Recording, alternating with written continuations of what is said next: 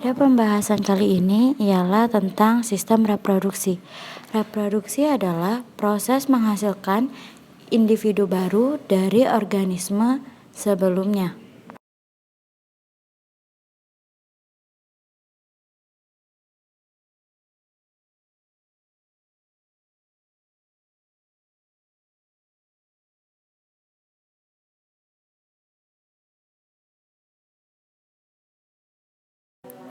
Nah, di sini proses reproduksi kita bagi menjadi beberapa jenis. Yang pertama, proses reproduksi secara aseksual atau disebut juga reproduksi vegetatif, di mana kata aseksual mengartikan tidak secara seksual. Seksual di sini dimaksudkan terjadi pembuahan atau peleburan sel gamet. Di aseksual tidak terjadi pembuahan atau peleburan sel gamet.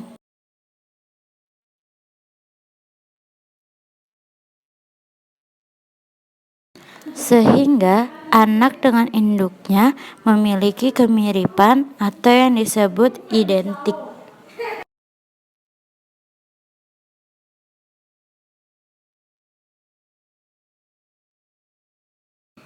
Yang kedua yaitu kebalikannya dari proses reproduksi secara aseksual, yaitu proses reproduksi secara seksual atau disebut juga reproduksi generatif. Nah, karena proses seksual maka terjadi peleburan sel gamet. Karena terjadi peleburan sel gamet maka terjadi penggabungan materi genetik. Jadi, materi genetik dari satu sel gamet akan bergabung dengan materi genetik dari sel gamet yang berbeda, sehingga terjadi perubahan sel gamet. Apa sih sel gamet? Jadi, sel gamet adalah sel kelamin atau sel reproduktif yang akan melakukan fertilisasi atau peleburan sel gamet.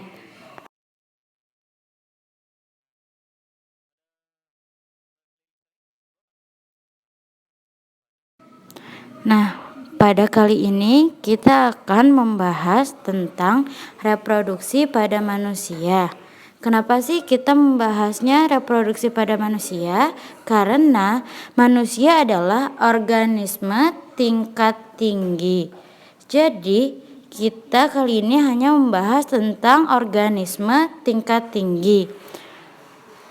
Nah, pada organisme tingkat tinggi terdapat dua jenis sel gamet, yaitu sel gamet betina yang disebut sel telur. Yang kedua ialah sel gamet jantan yang disebut sperma atau spermatozoa. Karena manusia memiliki dua jenis sel gamet, maka terdapat dua jenis organ reproduksi yang masing-masing menghasilkan dua jenis sel gamet tersebut, yang mana organ reproduksi pada wanita menghasilkan sel telur dan sperma atau spermatozoa dihasilkan oleh organ reproduksi pria. Maka dari itu adanya perbedaan jenis kelamin karena menghasilkan sel gamet yang berbeda.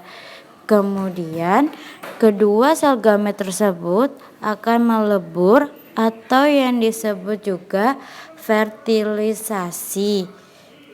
Kemudian akan membentuk organisme yang tadinya satu sel menjadi organisme multiseluler.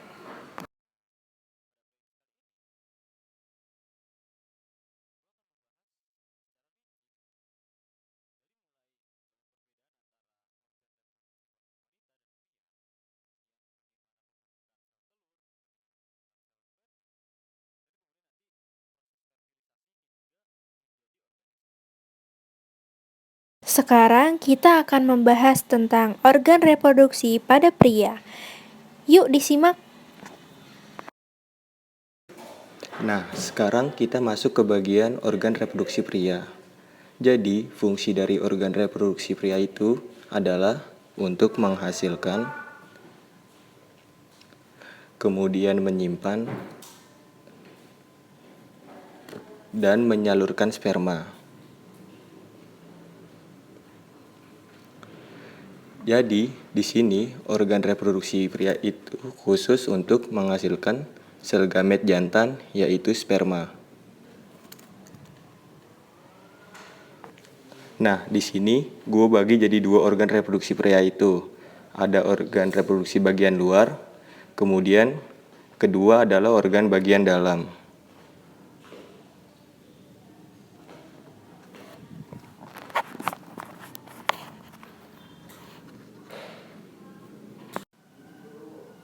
Nah, yang pertama ini ada organ bagian luar atau bagian eksternal.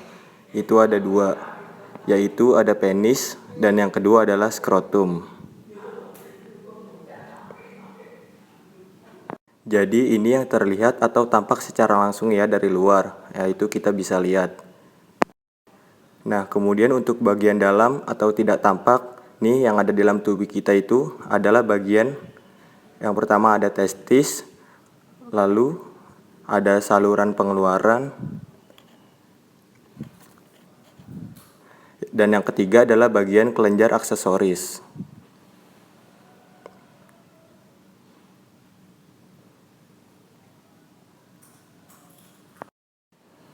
Nah, untuk lebih jelasnya, di sini gua pertama untuk organ bagian luar pria.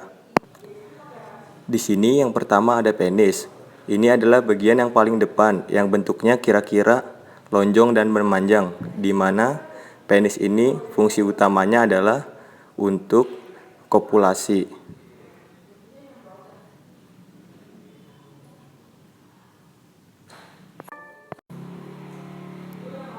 Kopulasi itu adalah proses bertemunya organ reproduksi pria dengan organ reproduksi wanita, di mana nanti organ reproduksi pria ini akan mengeluarkan sperma melalui penis, kemudian nanti akan membuahi sel telur atau ovum yang ada di organ reproduksi wanita.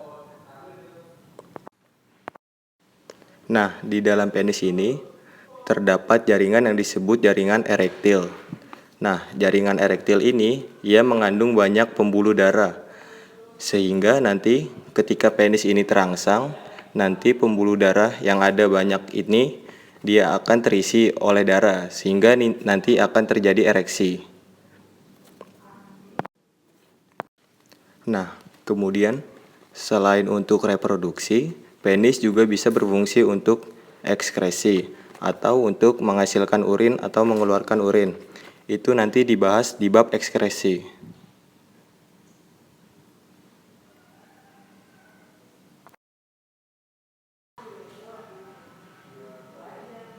Ya guys. Tapi di sini kita bahas organ reproduksinya ya. Nah, sedangkan yang kedua itu ada skrotum. Yang ini nih skrotum. Jadi, skrotum itu adalah bagian luarnya.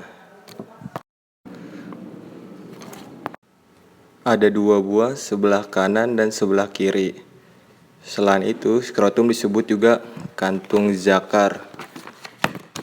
Kenapa disebut kantung zakar? Karena dia punya buah zakar di dalam ini. Itu yang disebut testis nanti di bagian dalam ya. Nah, fungsi dari skrotum untuk melindungi testis. Jadi dia menyelimuti bagian luar testis yang akan melindungi testis. Nah, kemudian bagian dalam tampak samping dari organ reproduksi pria. Kan tadi ada testis. Nah, testis ini dilindungi oleh skrotum, yaitu kantung zakar. Nah, testis ini namanya buah zakar ya, nama lainnya. Nah, kalau yang kantung zakar tadi namanya itu skrotum. Nah, fungsi dari testis adalah untuk memproduksi sperma. Fungsi utama testis adalah memproduksi sperma. Produksi sperma itu di testis khususnya pada bagian tubulus seminiferus. Nah, ini bagian khusus pada testis untuk menghasilkan sperma. Kenapa? Karena dia juga bisa menghasilkan hormon yang disebut hormon testosteron. Nah, fungsi hormon ini adalah untuk perkembangan ciri sekunder. Contohnya, kalau di pria, testosteron ini berfungsi sebagai pengembangan ciri sekunder, seperti menghasilkan kumis, memperbesar otot-otot, dan sebagainya agar menjadi tambah pria atau semakin pria. Nah, testis juga jumlahnya ada 2 seperti tadi, ada yang sebelah kiri dan kanan, yang diselimuti oleh skrotum juga. Nah, selanjutnya yang kedua adalah saluran pengeluaran. Ya, saluran pengeluaran. Jadi ini semuanya itu saluran. Di sini kira-kira ada 4 saluran. Yang pertama ada epididymis di sini. Jadi setelah sperma diproduksi di testis, maka sperma bergerak ke bagian epididymis. Nah, di bagian epididymis, sperma akan mengalami yang namanya pematangan. Kemudian, setelah melalui bagian epididymis, dia akan lanjut ke saluran yang bernama vas deferens. Ya, yang kecil ini namanya vas deferens. Nih, saya lingkarin. Ya, yang kecil ini ya panjang ke atas, itu namanya vas deferens.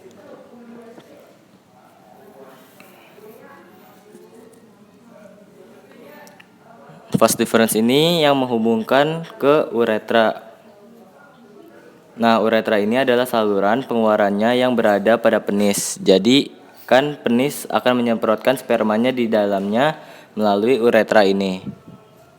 Selain untuk menyemprotkan sperma, uretra juga berfungsi untuk menyalurkan urin. Ya, yang dinamain urine bladder atau kantung kemih.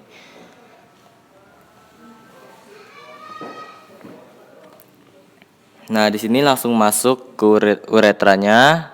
Itu kalau urin langsung masuk dan langsung keluar. Berbeda dengan sperma. Sedangkan untuk sperma setelah melewati vas deferens tadi sebelum memasuki uretra ada bagian yang disebut sebagai saluran ejakulasi. Ejakulasi adalah istilah saat pria mengeluarkan spermanya. Nah, otomatis karena namanya ejakulasi, jadi ini saluran akhir yang dia akan meneruskan dari vas deferens tadi ke uretra lalu keluar gitu ya, melalui ujung penis. Oke.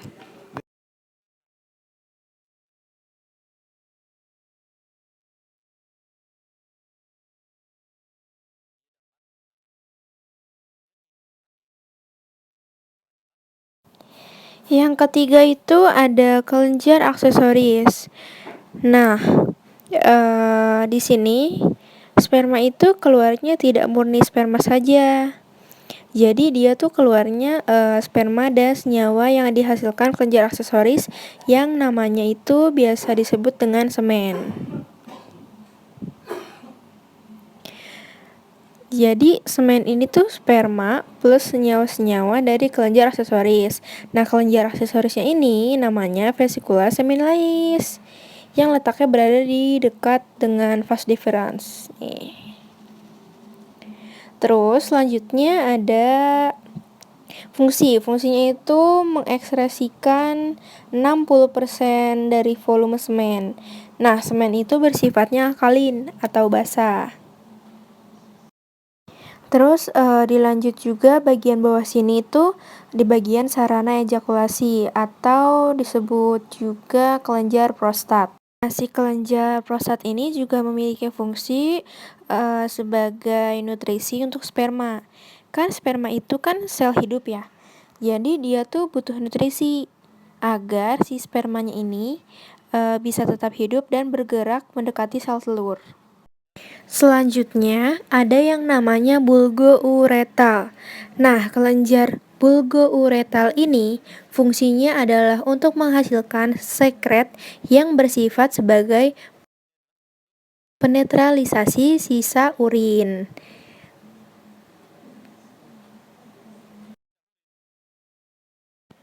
Karena si urin sifatnya asam, jadi dia tuh dapat merusak sperma.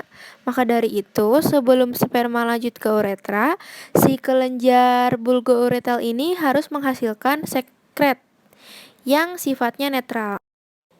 Barulah nanti urin keluar bersamaan dengan sekret dari vesikula seminalis dan kelenjar prostat yang tadi itu.